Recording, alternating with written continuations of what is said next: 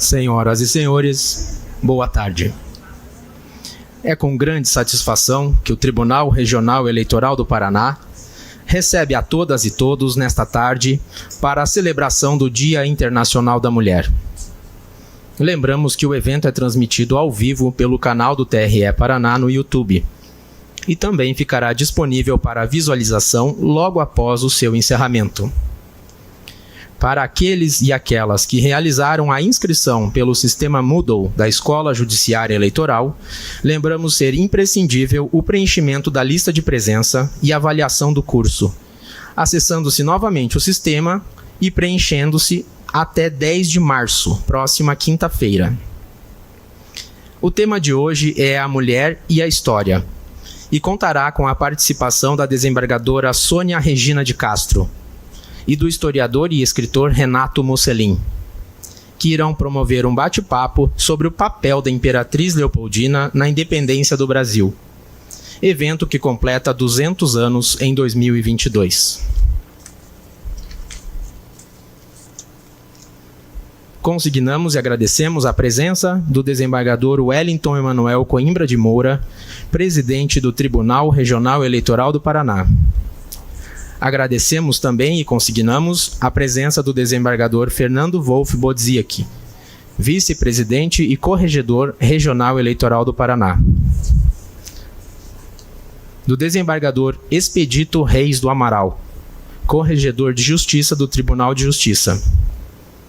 Da desembargadora Astrid Maranhão de Carvalho Rutz, desembargadora do Tribunal de Justiça do Estado do Paraná. Do Dr. Rodrigo Otávio Rodrigues Gomes do Amaral, juiz membro da Corte do TRE Paraná. Da doutora Mônica Doroteia Bora, procuradora regional eleitoral. Da desembargadora Maria Merces Aniceto, também do Tribunal de Justiça do Estado do Paraná. Desembargador Gilberto Ferreira. Dr. Eduardo Cambi, promotor de Justiça do Ministério Público, representando neste ato o Procurador-Geral, Dr. Gilberto Giacoia. O Dr. Roberto Ribas Tavarnaro, juiz membro da Corte Eleitoral. Dr. Roberto Auríquio Júnior, juiz substituto do TRE Paraná. E Dr. José Sade, juiz substituto do TRE Paraná. A ordem de precedência obedeceu o recebimento dos cartões de nominata pela nossa equipe do cerimonial. A seguir, nominaremos as convidadas e o convidado desta noite para subirem ao palco. A desembargadora do Tribunal de Justiça do Paraná e bacharel em História, desembargadora Sônia Regina de Castro.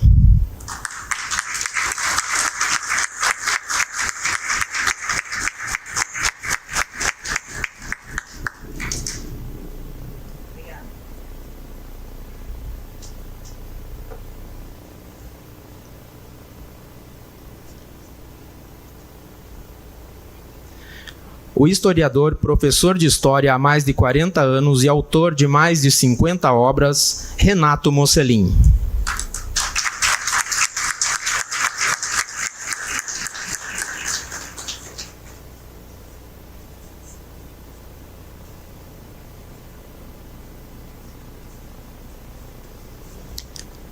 A jornalista e servidora do TRE Paraná, Melissa Medroni, na pessoa de quem presta-se toda a deferência e cordiais saudações às servidoras da casa e ao público externo.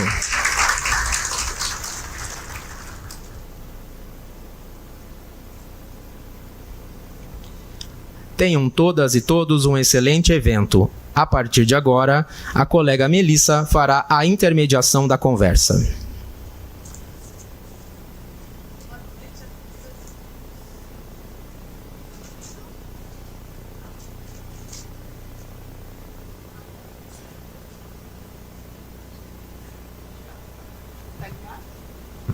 Oi, boa noite. Agora sim. Obrigada, desembargadora, em primeiro lugar, por aceitar o nosso convite. Obrigada ao professor Renato por estar aqui com a gente nessa noite. A desembargadora, não sei se todos sabem, mas além da carreira na magistratura, ela tem uma formação em História pela Universidade Federal do Paraná, não é? Exato. E a gente sabe que a senhora gosta muito desse período da história do Brasil. E eu queria te perguntar, em primeiro lugar, o que chama a sua atenção, especificamente, dessa fase da independência do Brasil e, em especial, da figura da Imperatriz Leopoldina? Muito obrigada. Em primeiro lugar, eu quero cumprimentar a todos os colegas e ao nosso presidente, desembargador Wellington, e em nome dele, aproveitando, faço minhas homenagens a todos que aqui estão presentes, autoridades, senhores procuradores, advogados, funcionários, e para as mulheres que hoje estão sendo o destaque em razão do Dia Internacional da Mulher. Respondendo à sua pergunta, Melissa, o que me chama a atenção nessa época da independência do Brasil é que nós estamos dentro de um contexto histórico extraordinário, a meu ver. Onde, segundo a minha interpretação, a civilização começa a ter um despertar mais humanitário propriamente dito, mas dentro de um vínculo institucional mais libertário, conquanto as diferenças e as tendências políticas dessa época. Mas começa a haver uma renovação muito grande, não só no antigo continente, mas em especial ao nosso país, ao Brasil, que é fantástico, era e continua sendo, não é? E até interessante nós frisarmos que é uma delícia nós podermos abordar este momento da história, tendo como alvo a história do Brasil. Tem um grande conhecido da história que na sua obra ele se refere a que só se pode amar aquilo ou aquele que se conhece. E eu noto que atualmente nós começamos a acordar para olhar, enxergar, ouvir e compreender a história do Brasil. Eu não gosto nem de me referir a este país. Acho tão comum hoje em dia, todos quando se referem, não, esse país. Não, é a mesma coisa que aliás, é a mesma coisa que eu, ao me referir ao meu filho, disseram meu filho que, aliás, quero mandar um abraço muito grande e dizer que meu filho está aqui, para grande alegria minha, Guilherme Tolentino, e a Bruna, sua companheira, o que me enche de alegria e de satisfação. Mas quando nós nos referirmos ao nosso país, penso eu, devemos falar ao Brasil, devemos trazer imantar o nome do Brasil. Nós não nos referimos a ele, a ela ou coisa assim. O Brasil, ele tem um nome, uma denominação, ele é uma figura que existe. Então, essa época da independência, ela não deixa de ser um reflexo dos grandes movimentos iluministas que estavam avançando pela Europa ocidental, os grandes filósofos, as grandes filosofias, já resultado dos ventos da Revolução Francesa e, consequentemente, aqui da independência, já efeitos da independência norte-americana, e chegando para a América do Sul, onde esse gigante, que é o Brasil, teve, a meu ver, a felicidade de contar, e aqui eu procuro fazer uma conotação não de cunho de escolha se é um homem ou uma mulher, mas vou destacar por mérito uma mulher que é grande responsável pela proclamação da independência do Brasil e que poucos sabem que é a dona Leopoldina, Maria Leopoldina. Extraordinário sentimento de brasilidade dela, que era de origem austríaca. Vejam, senhores, mas, a meu ver, Melissa, já te repassando, eu me empolgo e já quero contar toda a história. A senhora Mas pode contar. ela teve uma educação extraordinária desde pequena, veio da Áustria, um berço de ouro, mas um berço de ouro que me refiro aqui, não da origem real, da qual ela proveio, mas da sua origem de educação, de berço. Ela teve uma educação rara e me chama a atenção nela a espiritualidade dela, a elevada espiritualidade de Maria Leopoldina, que eu acho que isso conta muito em termos de ancoramento da luz, do discernimento, da abertura da consciência dos cidadãos, da humanidade, para aprendermos a nos compor e termos dias melhores para todos nós. Uma paz que perdure dentro dos conflitos normais do dia a dia, mas sem destruições, como vimos ao longo da história, e estamos na iminência de vermos, e que Deus nos ajude, de ver agora com a questão da Rússia e da Ucrânia. Muito bem. E entrando especificamente nesse papel dela na independência do Brasil. O que aconteceu naquele dia, professor? Como que a imperatriz participou da declaração da independência do Brasil e depois da construção da nação brasileira? A Leopoldina, como a doutora Sônia colocou bem, ela se casou com o Dom Pedro, foi um casamento por procuração. Quando ela chegou ao Brasil já estavam casados, e eu gosto sempre de procurar mostrar como era o mundo na época. A população mundial não ultrapassava 1 bilhão de habitantes. Hoje nós temos quase 8 bilhões. O Brasil, em 1822, tinha 3 milhões e 600 e poucos mil habitantes. Imaginem vocês, todo o território brasileiro, 3 milhões e 600 mil habitantes.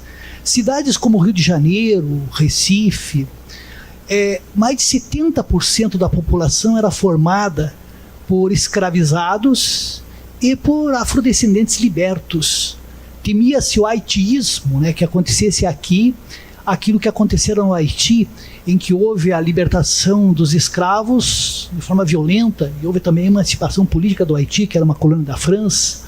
Mas respondendo à sua pergunta, a Leopoldina, ela foi a primeira mulher que governou o Brasil, porque houve uma revolução lá no Porto, exigiram a volta do Dom João. O Dom João, aquele bonachão, ele enganou Napoleão, coisa que o Fernando VII não fez, o rei da Espanha, porque ele tentou fazer jogo duplo com a Inglaterra e a França. O Napoleão havia decretado o bloqueio continental e os franceses invadiram Portugal e ele transferiu a corte para o Brasil, dando toda uma infraestrutura para que depois tivéssemos a criação do Estado brasileiro. Mas em agosto de 1822 ocorriam agitações em São Paulo e o príncipe Pedro, que assumira a regência em decorrência da volta do Dom João, ele foi para São Paulo. E a Leopoldina, ao lado do José Bonifácio de Andrade Silva, assumiu a regência. Então ela foi a primeira mulher a governar o Brasil. E o Dom Pedro esteve lá em São Paulo, depois foi a Santos, e na volta, era 7 de setembro, um sábado, lembro como se fosse hoje, ele voltou, estava voltando. Não sei o que ele comeu lá em Santos, ou a água, algum problema. Ele teve a Domitila, ele conheceu nessa época, a Domitila de Castro Canto e Melo, que depois tornou-se a grande amada do Pedro. E algoz da imperatriz. E algoz da imperatriz. Mas eu ia contar o seguinte, o Bonifácio e a Leopoldina receberam notícias das cortes lá de Portugal, exigindo a volta do Dom Pedro. E ela escreveu uma carta a Dom Pedro, pedindo que ele voltasse. O Bonifácio também enviou uma carta. E o Paulo Bregaro foi para São Paulo ao encontro do Pedro. Ele subiu a serra numa mulinha não num cavalo garboso, como aparece na tela do Pedro Américo, lá o Grito do Ipiranga, uma molinha gateada. Mas tinha uma espada, pelo menos. 8. Só que ele tinha que parar às 8h30 para se descarregar, porque os problemas intestinais estavam graves, né? E deram um chá de goiaba, de folha de goiaba, de goiabeira, mas não adiantou. Eu sei que ele, ali nas margens do Riacho do Ipiranga, ele encontrou o tal de Paulo Bregato e leu a carta que a Leopoldina escreveu para ele. Ela disse o seguinte: as cortes ordenam vossa partida imediatamente, ameaçam-vos e humilham-vos. Meu coração de mulher e de esposa prevê desgraça se partirmos agora para Lisboa. O rei e a rainha de Portugal não são mais reis, não governam mais. É preciso não esquecer que a Leopoldina era filha de um monarca absolutista, o Francisco I. E como curiosidade, ela era irmã da Maria Luísa, que foi esposa do Napoleão. Então o Dom Pedro era cunhado do Napoleão. E a tia-avó dela era Maria Antonieta, mundo pequeno, que foi guilhotinada durante a Revolução. Eles tinham medo danado que acontecesse por aqui aquilo que acontecera na França, em que o Luís XVI e a Maria Antonieta acabaram guilhotinados. Mas, concluindo, o Brasil será em vossas mãos um grande país. O Brasil vos quer para seu monarca. Com o vosso apoio ou sem o vosso apoio, vejam que visão, com o vosso apoio ou sem o vosso apoio, ele fará sua separação.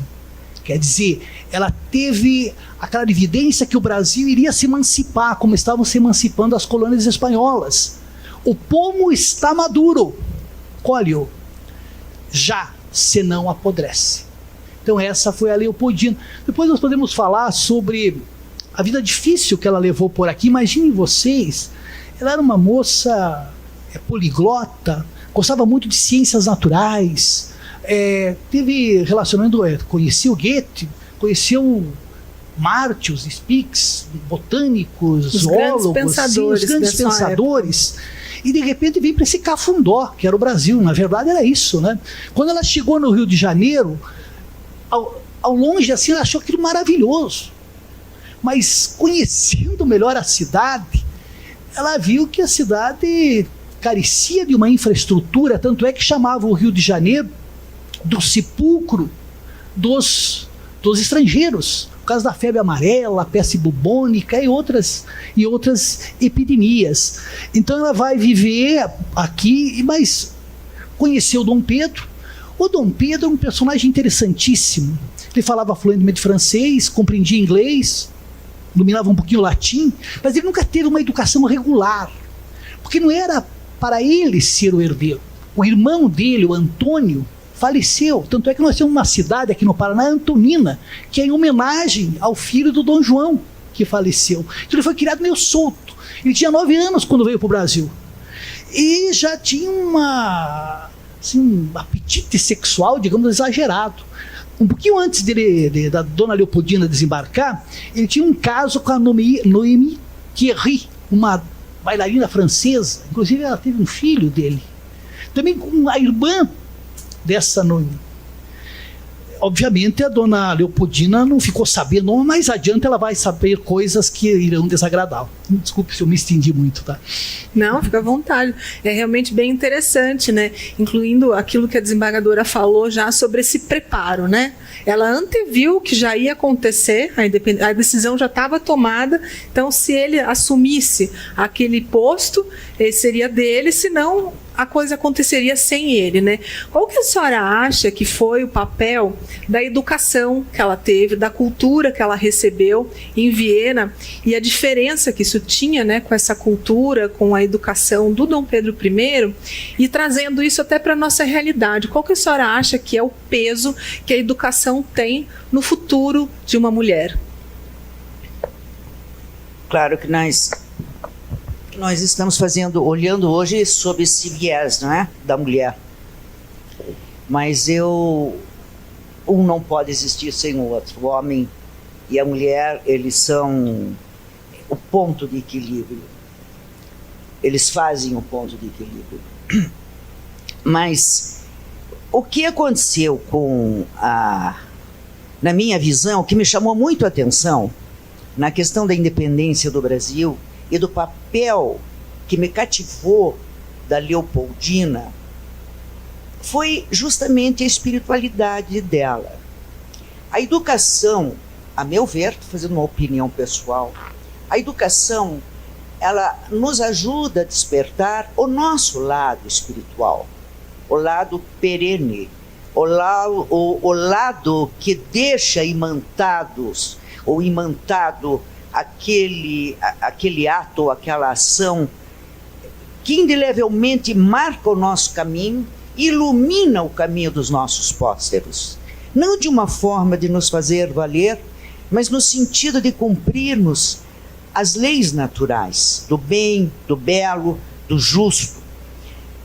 E o que é muito interessante notarmos que a vida de Leopoldina, curiosamente, vem de um ambiente familiar onde o pai dela, o Francisco I, ele primava pela família, ele convivia com a família, ele gostava de estar junto com a esposa, com os filhos. Isso é uma característica dele, vamos dizer, porque a época e todo esse período é um período mais de onde à frente estava o lado masculino, o homem, ele estava mais dentro do caráter político das sociedades ou das suas nações, enquanto que a mulher estava mais atrelada à sua condição de esposa e de mãe, mulher do lar. Este convívio, essa visão dele, e aí que eu acho bonito como a importância de todos, ninguém deixa de ter a sua própria importância, nenhum ser da natureza, quanto mais o ser humano. E o pai dela, o Francisco I, dentre outras coisas que ministrou para a educação dos seus filhos e que cultivou no seu ambiente familiar, foi realmente a visão política e de convívio internacional. Ela teve muito ambiente ao vivo e a cores, podemos dizer assim, do que estava acontecendo. Ela é fruto da história liberal, das grandes liberdades que emergem no século, que se consolidam sobremaneira no século XIX, e ela tem esta formação.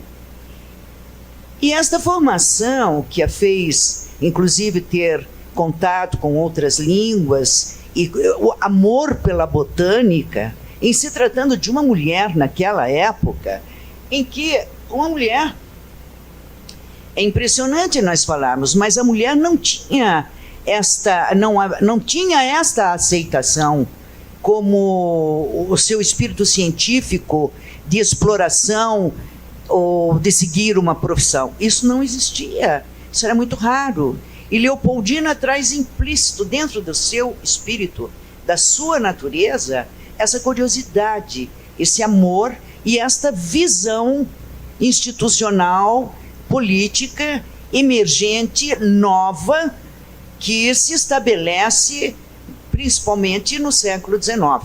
1789, época da Revolução Francesa, que é o apogeu das grandes ideias liberais, Montesquieu, Rousseau, Diderot, D'Alembert e outros tantos.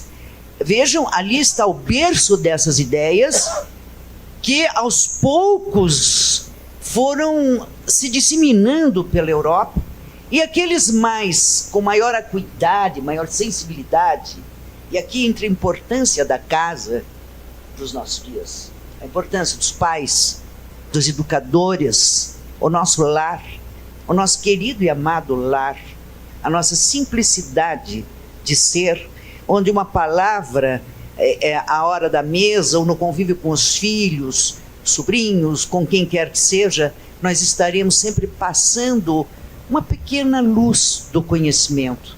E que então essa luz causa de um para outro despertar maior ou menor de consciência. E foi o que aconteceu, para a alegria nossa, para a satisfação e para a gáudio de todos nós, com a Leopoldina. E nós ficarmos destacando a Leopoldina, eu acho que fazemos até justiça para ela, porque pouco se fala dela. O que se sabe mais é no Rio de Janeiro, Estação, Leopoldina, algumas coisas. Pouco se sabe da história dela. Fala-se mais da princesa Isabel. E não falam-se de tantas outras, e milhares de tantas, que são as heroínas de todos os dias, não é? Junto aos seus heróis, aqueles que trabalham pela família, pelos filhos e pela educação. Então eu reputo esta postura dela, essa firmeza dela, que já vivia a tristeza de se ver dentro de uma divisão conjugal, Dom Pedro envolvido com a Domitila de Castro, a Marquesa de Santos, nessa dor dela de alma como mulher. Analisem agora, mulheres, o aspecto subjetivo, o lado feminino, e ela, mesmo assim, não cedeu no sentido de ceder, sucumbiu à importância que tinha ao lado do imperador, no sentido de fazer ver que aquele era o momento de ter-se uma atitude para tornar o Brasil um país livre.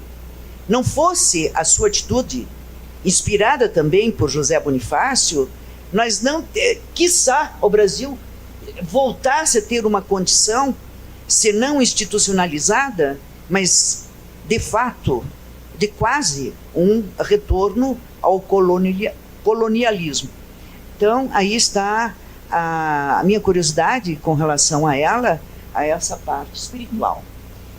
Nos dias atuais, eu trago isso, trazendo isso para nossa casa aqui. O que é importante? É importante isso que nós estamos fazendo. Nós estamos aqui numa sala, estamos aqui conversando, estamos pensando, estamos analisando e vendo o quanto nós somos pontos de luz, o quanto podemos iluminar infinitamente e o quanto podemos auxiliar ao coletivo, ao social, ao ponto de atingirmos o espírito nacional e de uma civilização como é a nossa atual. Por que não dizer? Estamos todos hoje num momento de profunda expectativa, estamos olhando para o mundo. Já não estamos mais só olhando para o Brasil, para a Europa, etc. Estamos olhando para o mundo. Quem somos nós? Por que tanta briga? Por que tanta guerra? Por que não podermos agir e ver as nossas diferenças como um pleito eleitoral, uma escolha, tendências, alternâncias que são necessárias, renovações, mas com educação e com princípios que se consegue em casa. Então, a formação dela, a formação do lar dela, a espiritualidade elevada dela, porque mesmo assim ela honrava e tinha um amor muito grande, uma consideração muito grande por Dom Pedro I. Ela tinha essa consideração, ela soube ter essa postura de estar ao lado do imperador. E com isso, então, nós conseguimos um grande feito para o Brasil, que foi a nossa independência. Professor, com relação a essa criação de vínculo, né? Tão importante hoje em dia, em que temos um mundo polarizado, que o diálogo está muito difícil de acontecer.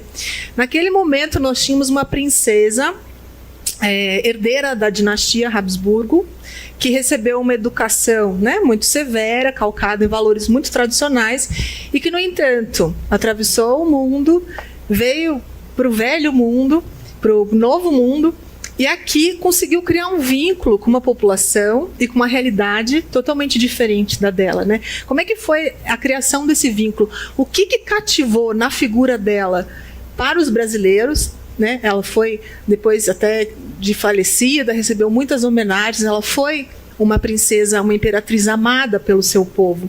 E, ao mesmo tempo, amou esse povo tão diferente dela e que nem sempre a recebeu, né, a tratou com o respeito que ela merecia. Como é que se deu essa criação desse vínculo das duas partes?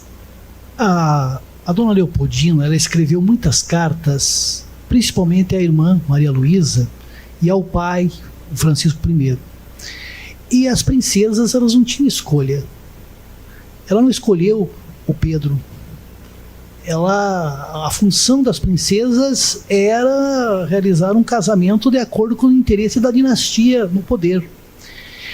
E é preciso destacar que a posição da mulher, mesmo os filósofos iluministas, eles foram machistas em muitos aspectos. Rousseau, por exemplo, dizia que o status da mulher era ser mãe. Voltaire afirmava que a mulher era inferior física e intelectualmente. Algumas poucas mulheres vão praticar a literatura, vão manter salões. Então, quando da Revolução Francesa, nós vamos ter a Declaração dos Direitos do Homem e do Cidadão, teve uma mulher, Olympe de Gouges, já que as mulheres participaram tanto das jornadas revolucionárias, ela redigiu uma Declaração dos Direitos das Mulheres Cidadãs, acabou na guilhotina. A Mary Wollstonecraft, ela vai escrever, em 1792, reivindicações dos direitos das mulheres. Então, a situação da mulher no começo do século XIX era de subordinação. Inclusive, no Código Civil dos franceses, o Código Napoleônico, há uma posição em que a mulher está, no que diz respeito à herança, no que diz respeito a uma série de questões, inferiorizada ao homem. O livro 5º das Ordenações Filipinas, o adultério, por exemplo, feminino podia ser, se o marido flagrasse a esposa, a não ser que fosse com um dos desembargadores, ambos podiam ser mortos. Os desembargadores tinham um certo privilégio, né? Então, era uma época em que a posição da mulher era de inferioridade. E a dona Leopoldina, ela procurou cumprir o seu papel. Como bem colocou a doutora Sônia, ela sofreu bastante. Porque o Dom Pedro era um sujeito, assim, alegre, estouvado, mas festeiro, né? Ele não teve só a Domitila, ele teve outras. E o pior, ele fez da Domitila, a Domitila veio para o palácio. A dona Leopoldina tinha que aceitar, inclusive, uma filha da dona Leopoldina, da Domitila, que o Dom Pedro assumiu. Ia brincar com a Maria da Glória e com as outras crianças da Leopoldina. Então ela cumpriu o papel de imperatriz, sofrendo bastante. Tanto é que ela vai falecer aos 29 anos, né? 29 anos, e teve 7 filhos, teve um aborto um pouco antes de morrer, né? A criança estava com alguns meses já. Então, uma vida muito difícil. E quando a gente fala da emancipação política do Brasil, é preciso destacar o seguinte: foi um arranjo, né, da aristocracia rural brasileira, que não queria a volta do colonialismo, os interesses do príncipe, que não queria se subordinar às cortes portuguesas. Mas eu sempre coloco para os meus alunos: o que mudou? A estrutura administrativa mudou. Foi importante a emancipação política? Foi. Mas para a multidão de escravos, eles continuaram escravos. As mulheres continuaram subordinadas, sem direitos políticos. Quando nós pegamos a Constituição de 24, para votar, tinha que ter uma renda mínima de 100 mil réis, para ser deputado 400 mil réis, para ser senador 800 mil réis.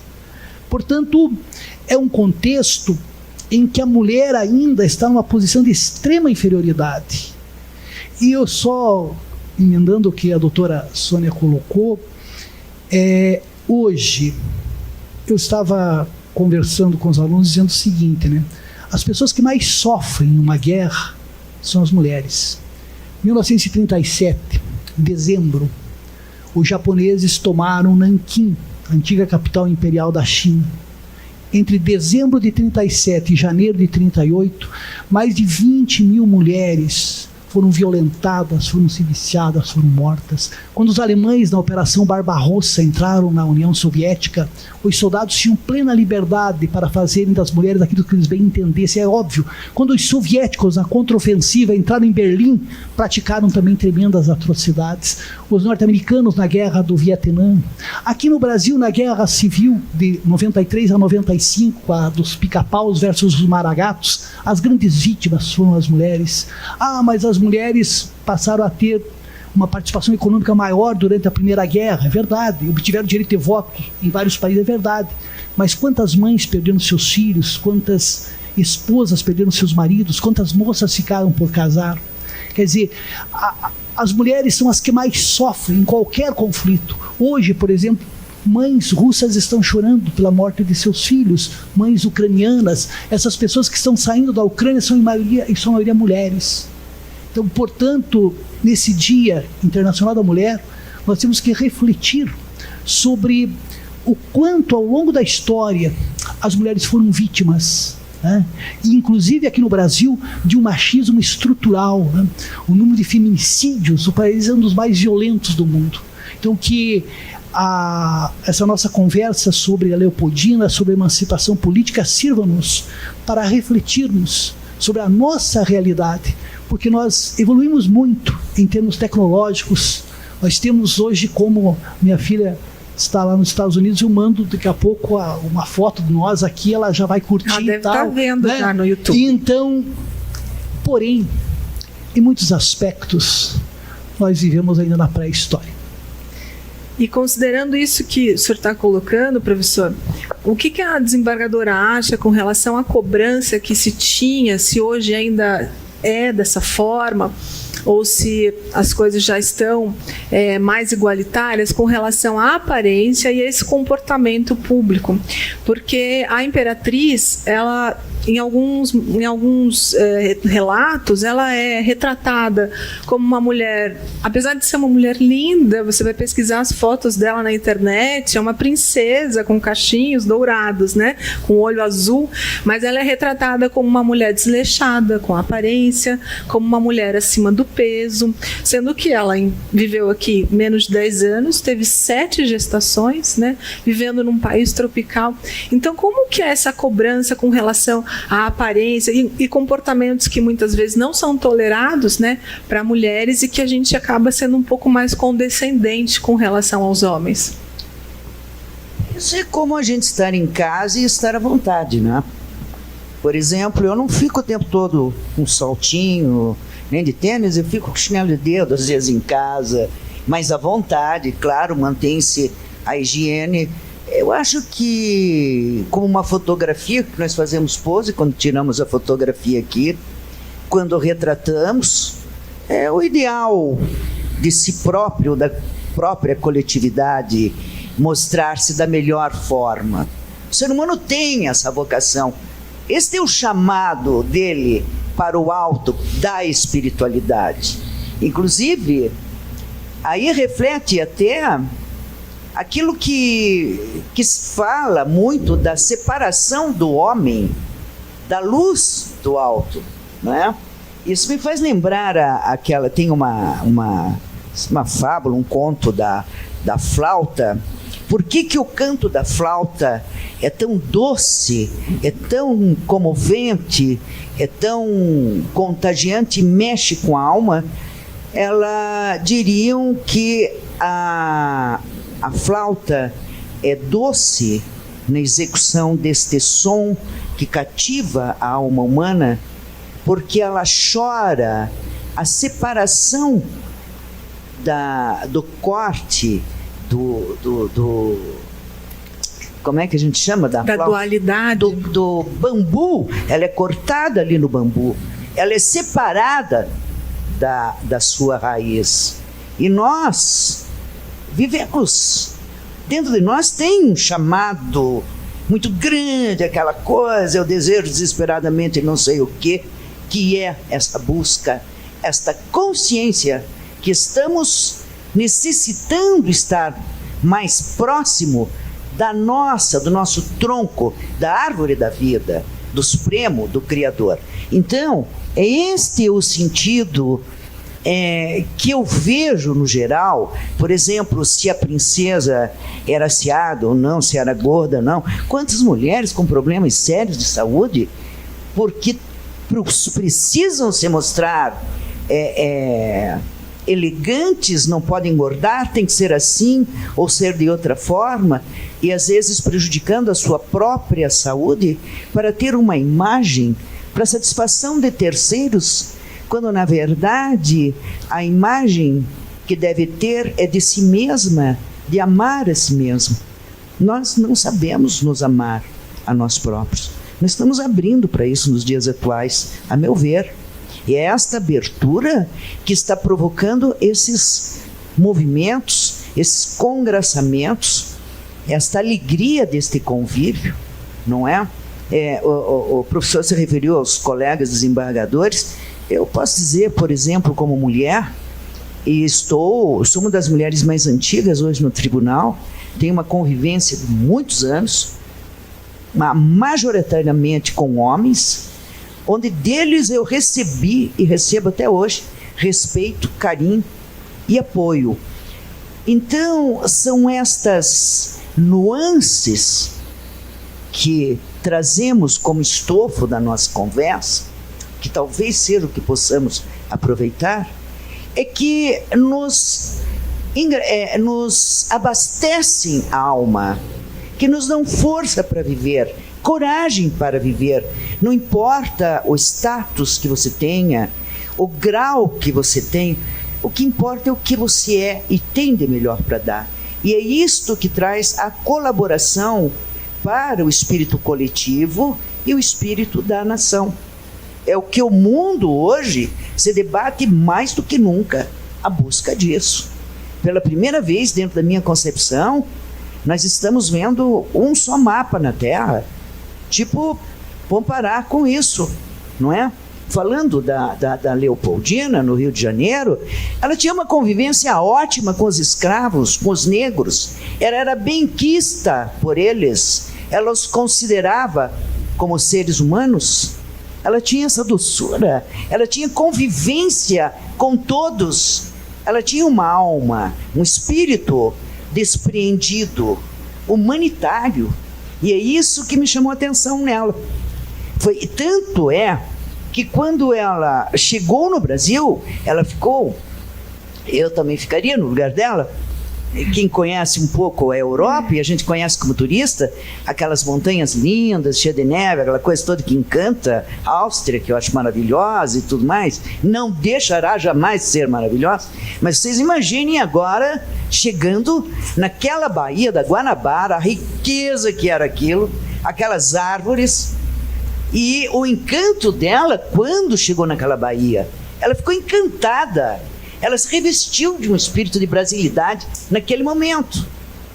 E isto atribuo à grandeza da sua espiritualidade despertada pela sua educação feita no lar. Ela era, como o professor falou, filha de um rei que na época era, de um imperador que era, havia muitos traços, muita herança do absolutismo, da autoridade real, mas ali ela conseguiu obter as raízes para uma educação fraterna, de convívio. Por isso que quando ela morreu, ela foi pranteada por todos. E isso que é bonito.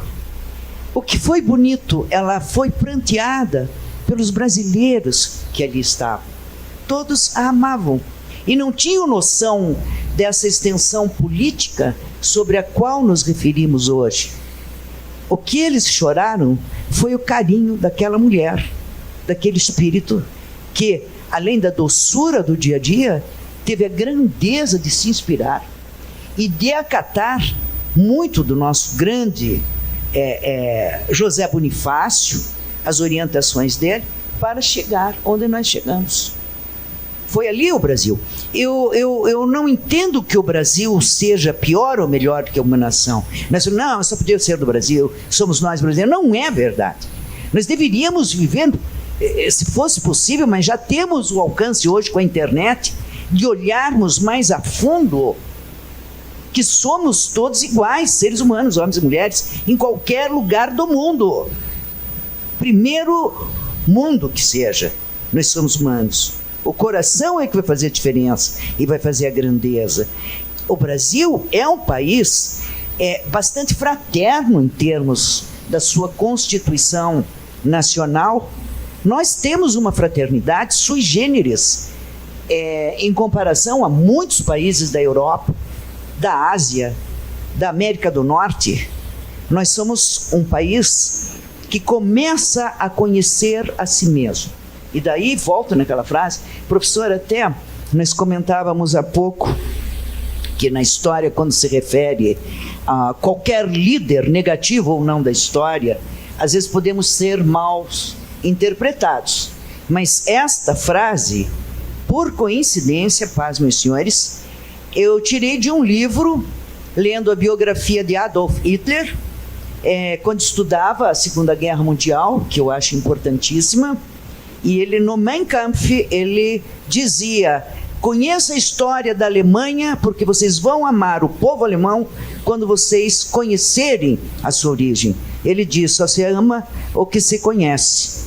Então, de lado qualquer conceito que se queira dar à ideologia por ele abraçado ou não, mas olhando dentro de uma visão histórica, fria, científica de aprendizado, à medida que vamos conhecendo o Brasil, nós vamos perdendo a vergonha de sermos brasileiros e de achar que o vizinho é melhor ou está mais evoluído do que nós. Nós somos muito valorosos. Brasil é uma nação de grande importância hoje, sobretudo nos dias atuais, porque conseguiu não só progredir, mas evoluir muito mais, até em termos de autoconhecimento, conhecimento político, apesar da polaridade existente hoje em termos de política, que não é só aqui, ela é mundial.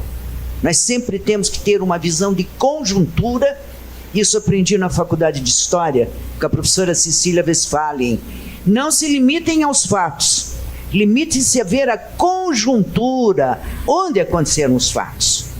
Você olhando o conjunto, você vai entender o porquê daquele movimento, daquele comportamento, daquele fato. Como compreendemos um pouco melhor a independência do Brasil. Falei demais. Obrigado. Desembargadora, nós fomos buscar nesse período da história do Brasil uma personagem para resgatar a história e para servir de exemplo para todas nós nesse Dia Internacional da Mulher. Mas nós temos aqui entre nós também muitos exemplos de mulheres que, com as suas ações, com as suas escolhas, abriram caminhos para outras mulheres e servem de exemplo para todas nós. E esse é o seu caso, desembargadora. A sua história como magistrada e dentro da Justiça Eleitoral é um exemplo para todas nós. A desembargadora começou a trabalhar na Justiça Eleitoral com 26 anos. Ela foi juíza em Guaraniaçu.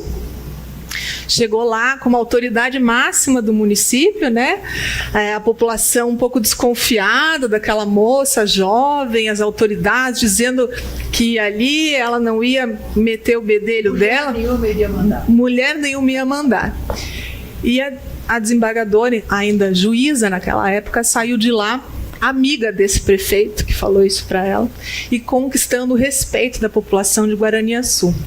Depois a desembargadora veio para Curitiba e aqui assumiu a Zona Eleitoral 174, responsável pela propaganda eleitoral naquele período, uma eleição difícil, a primeira eleição informatizada do país, em 1996. Também superou os desafios e ainda retornou mais uma vez à Justiça Eleitoral como membro da Corte do TRE Paraná. E tudo isso conciliando uma trajetória pública impecável, uma carreira de magistrada, com a vida familiar, como mãe do Guilherme e como avó do Pietro. Por isso, desembargadora, hoje a senhora também é a nossa homenageada, junto com a Imperatriz Leopoldina. E nós preparamos um vídeo especial aqui para a senhora e a gente gostaria de convidá-la para assistir nesse momento. Obrigada. Fico muito emocionado e estou surpresa. Obrigada.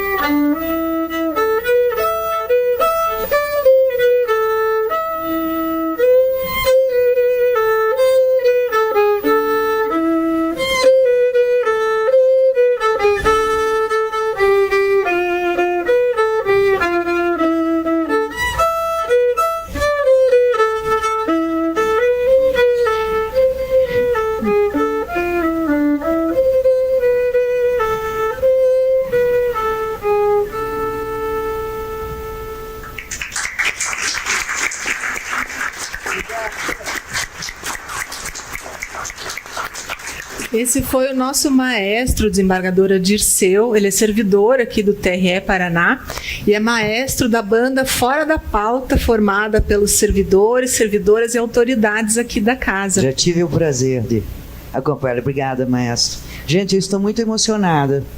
Desembargadora, calma que tem mais. Muito obrigada. Tem mais. A gente convidou a senhora para vir aqui o mês passado, né? A senhora esteve aqui. Foi. No estúdio, né? A gente falou para a senhora que ia fazer um especial, memória eleitoral, mas na verdade a gente queria investigar um pouco mais sobre a sua vida, descobrir o que a senhora gostava, quais eram os seus interesses para preparar essa homenagem hoje.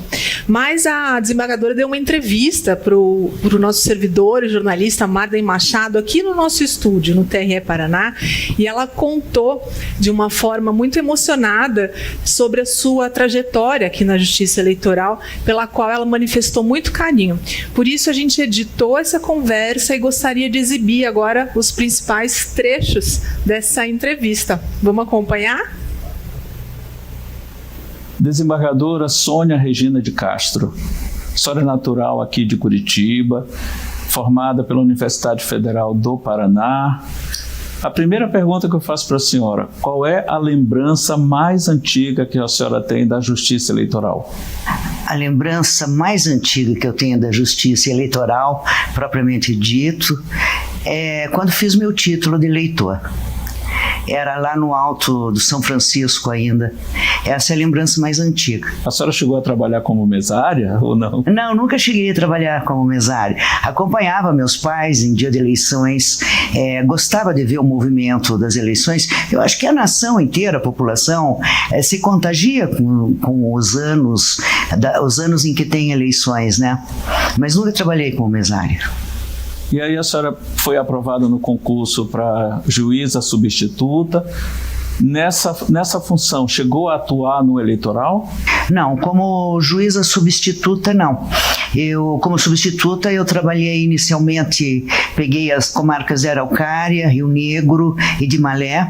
Não era um ano eleitoral. E logo que fui a titular, que fui para Guaraniaçu como titular, que é um município que me é muito caro, minha primeira comarca, bem próximo ali entre Laranjeira e Cascavel, ali sim peguei eleições, Foi uma época em que havia uma grande expectativa com relação ao juiz eleitoral e da justiça eleitoral, porque houve um momento em que tiveram divergências, grandes questões, grandes discussões, dúvidas a respeito das eleições, município pequeno. Então foi com muita preocupação por ser nova, e na justiça eleitoral ainda nem se fala, não é? E a preocupação de atender os anseios da população. Aquela região oeste, na época, acredito que até hoje, não sei, mas ela era uma região muito aguerrida, muito virgem, muito autêntica, onde qualquer discussão, qualquer desentendimento, a discussão era feita com o revólver na cinta. Era muito comum passear pelo município e ver as pessoas andando com a arma na cintura, e falavam calmo, e com a mesma calma nas suas discussões eles eram capazes de tirar o revólver e de atirar no outro, no seu desafeto. Inclusive, algumas vezes isso aconteceu na frente do fórum, mas não na época de eleição. Mas eu imagino também que nessa época em que a senhora foi juíza no interior, havia poucas mulheres juízas também no estado, né? Como era uma mulher estar à frente do judiciário municipal? Pouquíssimas mulheres na época. Quando eu cheguei em Guaraniaçu, eu me recordo bem, o prefeito era o Dr. Antônio dos Santos, era um médico, uma pessoa maravilhosa, mas que no início não me conhecia. Eu era jovem, eu estava com 26 anos na época. E quando eu cheguei na comarca como titular, me disseram, os oficiais de justiça comentaram que o prefeito disse que mulher nenhuma iria mandar ali em Guaraniaçu. E eu me lembro que eu fiquei preocupada e ao mesmo tempo motivada. Eu digo, olha, não vou mexer na parte do executivo, mas aqui como autoridade judicial eu vou exercer minha total e plena autoridade. Essa questão de honrar, de prestigiar o município, eu fiz questão de honrar, ficando pelo tempo suficiente de deixar em dia a comarca. Quando houve eleição, de trazer resgatar essa confiabilidade na justiça eleitoral, em particular em Guaraniaçu. Cheguei a ir em dias de eleição nos próprios distritos, que eram longínquos. É um município muito quebrado, Guaraniaçu, mas eu fazia questão de ir nessas localidades. E um terreno muito acidentado. Bastante acidentado, por isso que bastante acidentado, e o pessoal se sentia honrado com a presença. Eu comecei a sentir a importância da presença e da atuação do juiz como instituição, a força institucional, o que justifica até a humildade no exercício do cargo. Você não é a instituição, você a representa, e isso é uma responsabilidade muito grande. Eu lembro muito bem quando a senhora tomou posse como juíza em Curitiba da Zona 174, até porque eu estava presente na solenidade, fotografei a solenidade, e a senhora pegou a 174 aqui de Curitiba em 1996, o ano que teve eleição eletrônica pela primeira vez. Como é que foi esse desafio de não só pegar a eleição numa capital grande como Curitiba, mas com um jeito completamente novo de votar? Mari, olha, em primeiro lugar, eu quero dizer que desde então eu conheço, sou sua admiradora, e foi ali que eu comecei a conhecer o que era a justiça eleitoral. E qual não foi minha surpresa ao chegar na 174, encontrar um cartório perfeito, como aliás todas as zonas são perfeitas, muito preparados os funcionários do TRE. Eu disse há pouco até para você, Marden, que se todos os juízes soubessem do primeiro grau e até os desembargadores soubessem o que é o TRE, e só saberiam e só virão a sabê-lo quando estiver num cargo junto ou a uma zona eleitoral ou aqui, eles se apaixonariam, as disputas seriam muito maiores, pelo prazer que é de trabalhar aqui. porque a eficiência dos funcionários, o preparo deles, a prestatividade, e não estou sendo agradável, eu tenho a obrigação de enaltecer, porque para mim é modelar isso. Penso que quanto mais se dá, mais se ganha. Ou então, nós damos porque antes já recebemos. Não é? Esse é um princípio de lei universal, cósmica.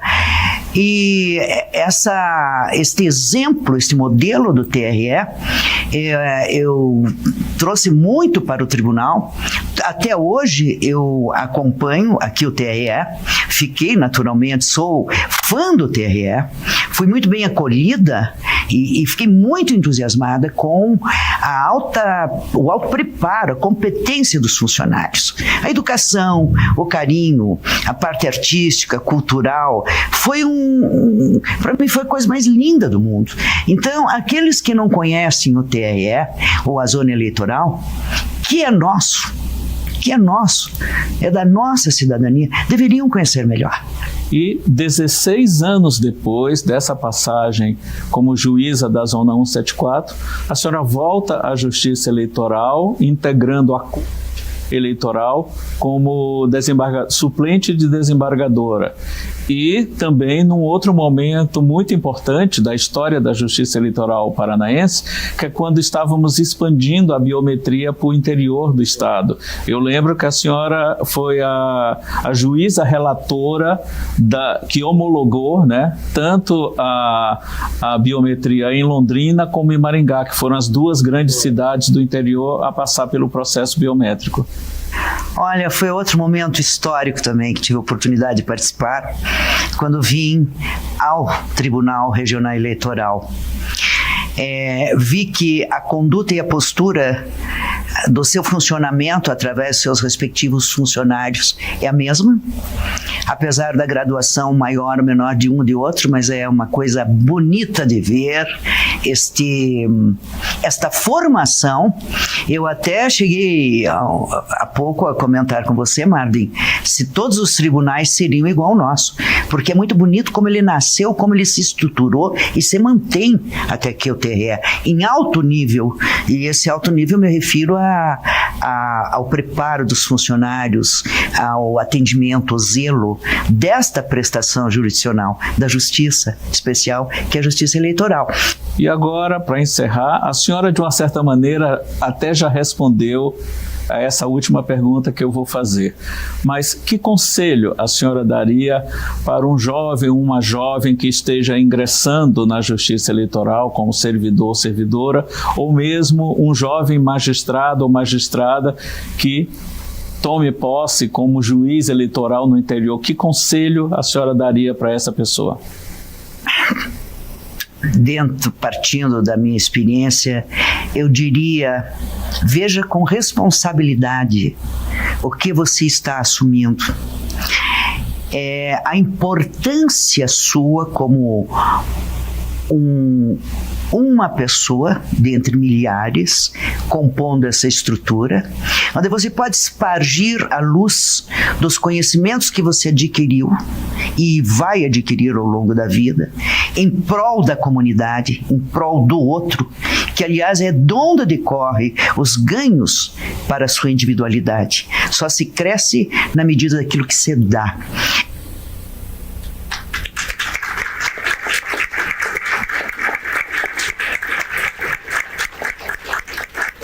E nesse momento eu tenho a honra de convidar ao palco o presidente do TRE Paraná, desembargador Wellington Emanuel Coimbra de Moura.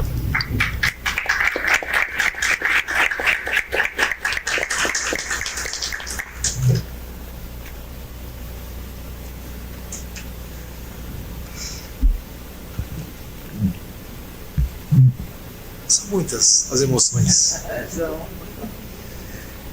Eu não vou fugir do protocolo. Estava preparado para aqui cantar. Dizem que a mulher é um sexo frágil, mas que mentira absurda. Eu que faço parte da rotina de algumas delas, sei que a força está com vocês. Boa tarde a todas e a todos, especialmente a minha querida amiga desembargadora Sônia Regina de Castro. Comemoramos neste 8 de março o Dia Internacional da Mulher, que nasceu da luta de mulheres pela igualdade salarial e depois se transformou em uma luta maior por direitos iguais e contra o machismo e a violência praticada contra elas. A Organização das Nações Unidas estabeleceu essa data no início da década de 1970. Mas eu gostaria de enfatizar aqui uma outra data, tão ou mais importante, o dia 24 de fevereiro de 1932. Foi nesse dia, há pouco mais de 90 anos, que o decreto número 21.076 do então presidente Getúlio Vargas instituiu o Código Eleitoral e garantiu o direito do voto às mulheres. A justiça eleitoral brasileira e o voto feminino nasceram juntos em nosso país. Mas a luta da mulher por seus direitos começou bem antes, como pudemos constatar na brilhante conversa que tivemos há pouco entre a desembargadora Sônia Regina de Castro e o professor Renato Musselin, mediada por nossa servidora Melissa Diniz Medroni. Da imperatriz Maria Leopoldina, que 200 anos atrás foi figura importantíssima no processo de independência do Brasil, passando 100 anos depois, em 1922, na esteira da Semana da Arte Moderna, com a criação da Liga para a Emancipação Internacional da Mulher, que teve à frente a bióloga Berta Lutz e a professora Maria Lacerda de Moura, que não tem, até onde eu sei, nenhum parentesco comigo. Esse grupo de estudos tinha por finalidade a luta pela igualdade política das mulheres no Brasil. Esse momento se fortaleceu ainda mais em outubro de 1927, quando Celina Guimarães Viana conseguiu, no Rio Grande do Norte, na cidade de Mossoró, se tornar a primeira eleitora não apenas do Brasil, mas de toda a América Latina. A luta por direitos iguais entre mulheres e homens não terminou ainda. Ela é contínua. E a nossa justiça eleitoral é bastante simbólica dessa luta. Não apenas por ter nascido junto com o advento do voto feminino, mas principalmente pelo exemplo que dá ao Brasil. Afinal, a justiça eleitoral é predominantemente feminina. Nosso quadro funcional sempre teve mais servidoras que servidores. Hoje somos exemplo para o mundo por conta de eleições limpas e transparentes. Muito dessa conquista se deve ao incansável trabalho de milhares de mulheres que há 90 anos atuaram e atuam nessa justiça especializada. E a desembargadora Sônia Regina de Castro, que foi juiz eleitoral, ainda muito jovem em Guaraniaçu, depois em Cascavel e, por fim, em Curitiba, na sua querida zona 174. 174, desembargadora. É uma digna representante dessa luta. Sônia Regina, uma obra-prima que transborda emoção e paixão.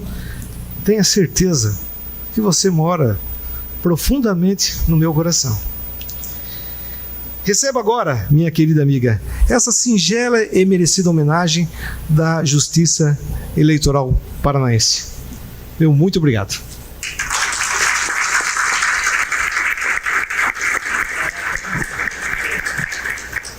Agora, vou pedir que o presidente continue aqui no palco, desembargadora, porque nós temos duas convidadas especiais dessa noite que fizeram questão de estar aqui quando souberam que a senhora estaria aqui. São duas servidoras da Justiça Eleitoral, uma servidora aposentada, a Santina, e a Mônica, que atualmente é chefe da primeira zona eleitoral, mas as duas trabalharam com a desembargadora na zona 174. Por favor, subam ao palco.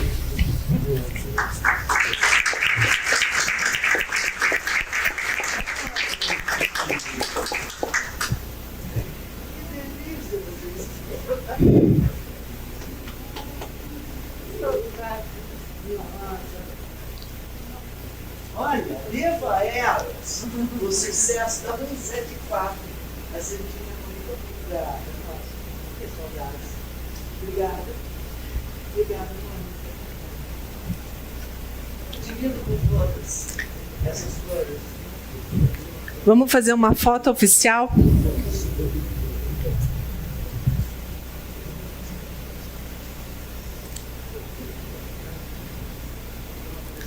Mais para cá um pouquinho, Santina.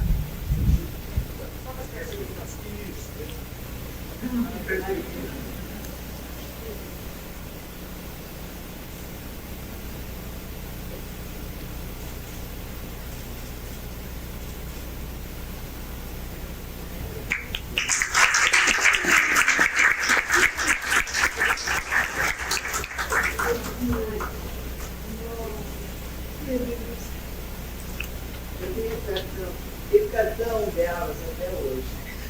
O cartão que me mandaram pela cidade. Obrigada. Obrigada, presidente. Obrigada, Mônica. Obrigada, Santina. Desembargadora, e tem mais um pouquinho ainda. Tem mais uma última surpresa. É um vídeo, mas esse é o vídeo mais especial de todos, porque é de uma pessoa que não pôde estar aqui hoje. E para assistir esse vídeo surpresa, eu queria convidar ao palco o seu filho, Guilherme, que fez questão de participar dessa homenagem. Por favor, Guilherme.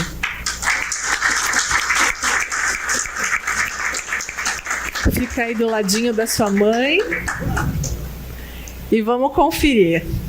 Quem que quer dar um alô? Oi, vó Sônia, tudo bem? Queria desejar um feliz Dia das Mulheres. Queria te falar também que você é uma mulher muito inspiradora, porque você é forte, guerreira, inteligente. E eu queria te falar também que eu te amo muito, tô com saudades e sou muito feliz por ser seu neto. Um beijo especial e te amo.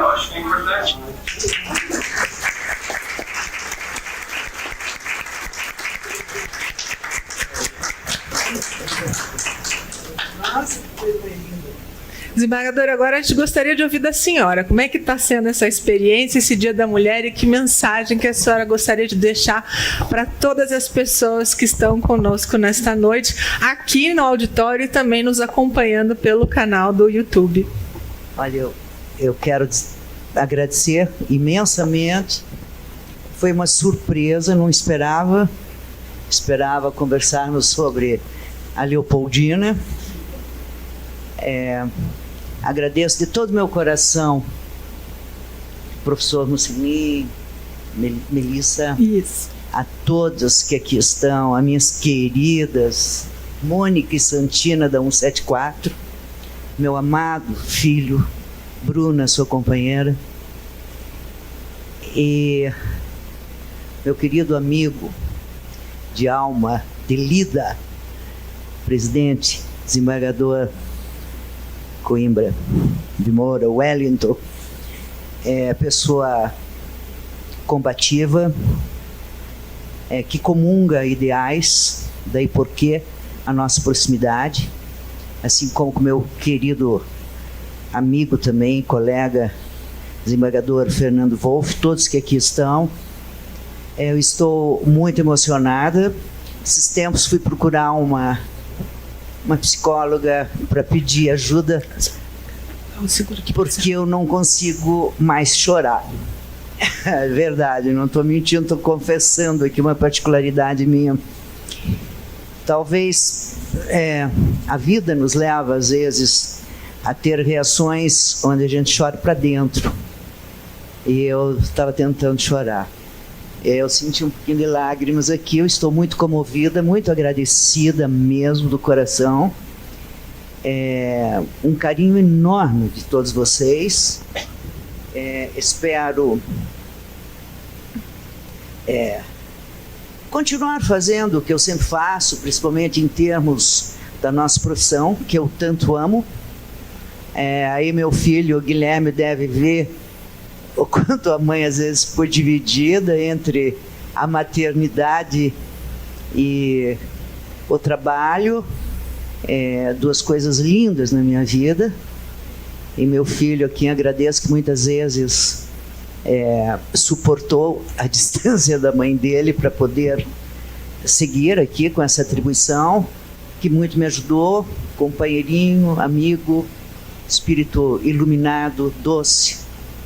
Tenho muito orgulho do filho que eu tenho e do meu neto, do Pietro, um amor que está morando em Belo Horizonte, que também amo muito de paixão esse menino, e a todos vocês que estão aqui, todos aqui dentro dessa justiça eleitoral.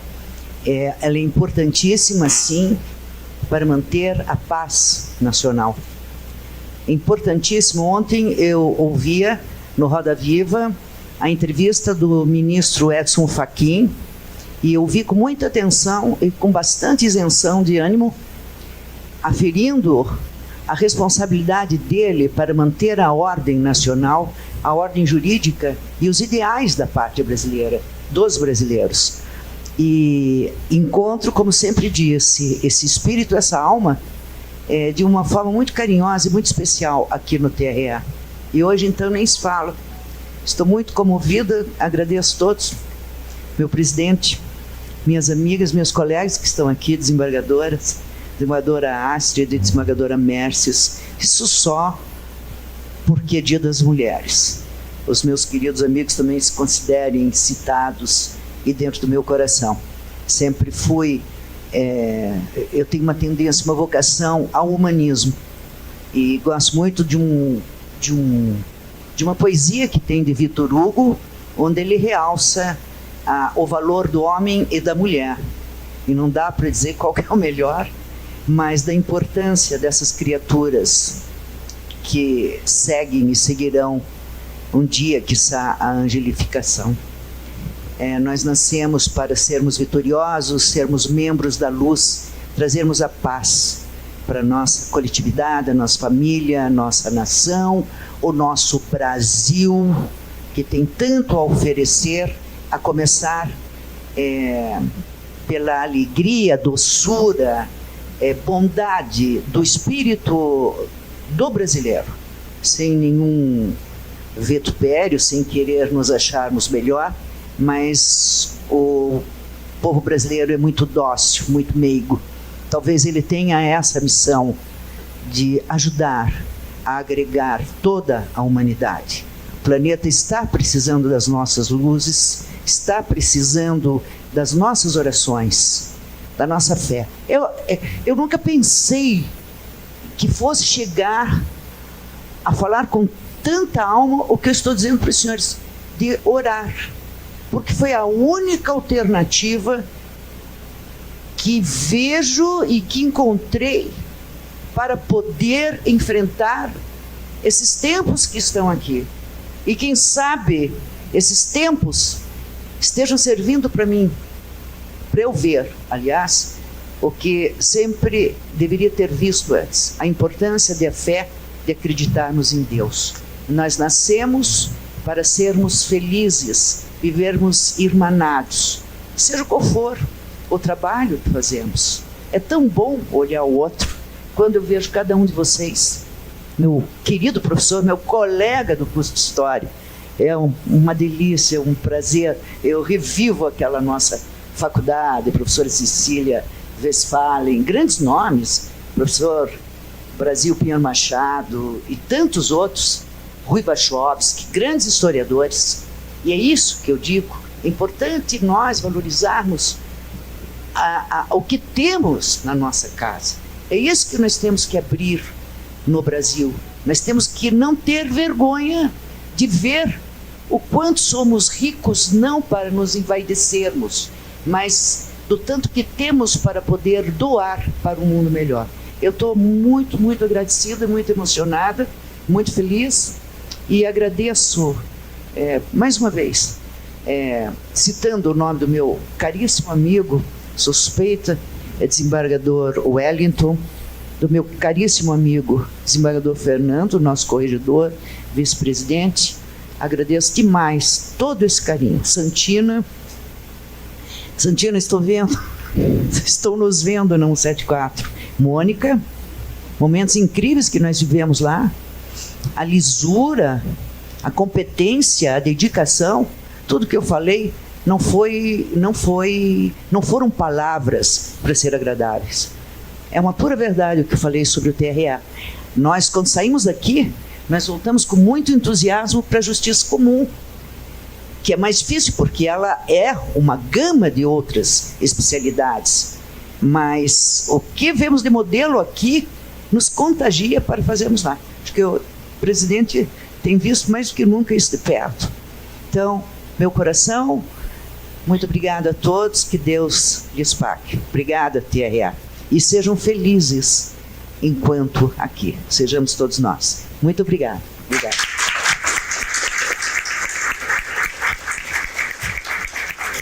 Obrigada, desembargadora. Foi um privilégio participar dessa conversa ao seu lado hoje.